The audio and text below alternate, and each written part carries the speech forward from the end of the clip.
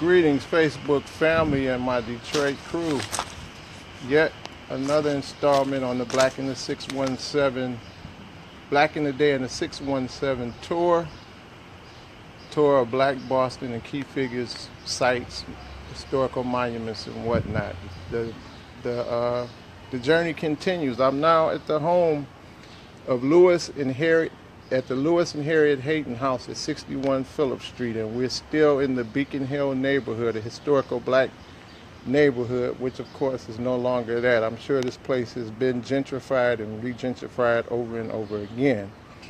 Anyhow, Lewis Hayden was born in 1816 and died in 1889. He was born in slavery, enslaved in Lexington, Kentucky. He escaped with his wife Harriet and settled in Boston, Massachusetts.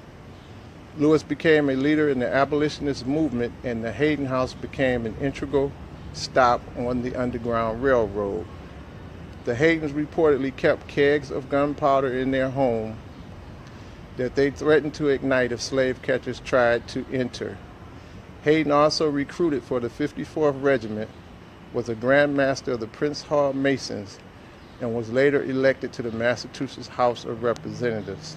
And I took this tour with a tour guide a few days ago, and the tour guide told us stories of how he oftentimes had 20 or 30 runaway Africans escaping from slavery in his house.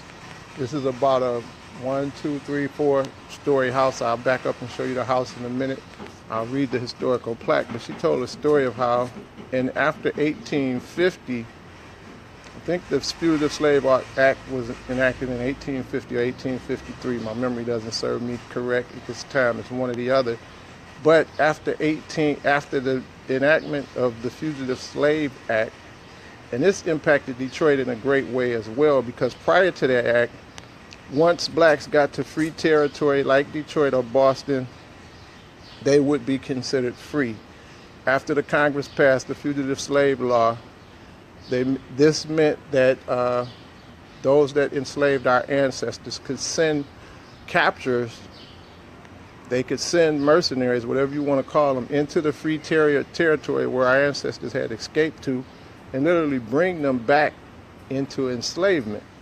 So this heightened the efforts of the abolitionist movement. It also caused an increase in those that escaped from slavery. So, for example, in the Detroit area, oftentimes when we escaped from slavery, we would settle in the Detroit area. After the Fugitive Slave Act, Africans that had escaped from slavery then began to increase their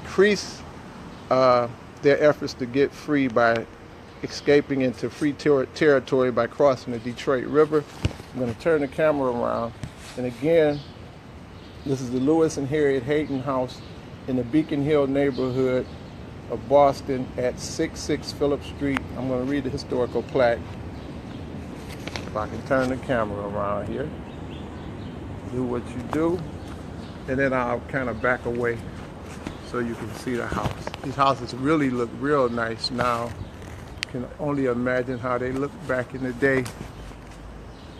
And this is the home of Lewis Hayden, 1811. They had different dates in here. The 1889 fugitive slave, escaped African, I would say, leading abolitionist, Prince Hall Mason, rescuer of Shadrach, member of the General Court, messenger to the Secretary of the State, a meeting place of the abolitionists, and a station on the Underground Railroad. And this plaque was presented here by the Heritage Guild Incorporated. I'm going to kind of shrink this down a little bit. It's a truck in the way, so I'm going to try to see if I can get a shot of this house. That's the doorway, of course.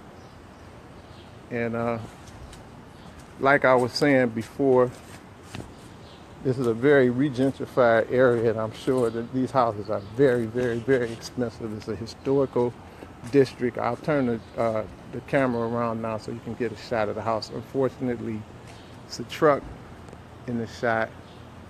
It's kind of a close-up view of the house. Now, see if I can get the whole house in the shot. It goes up 4 stories. trying to kind of keep some of these other people out of these shots. Again, we're at 66 Phillip Street,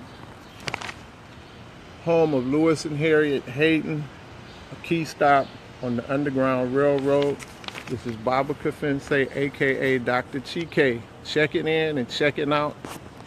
This has been another installment on the Black in the Day and the 617, a tour of Black Boston historical monuments and memorials. Peace. Stay tuned.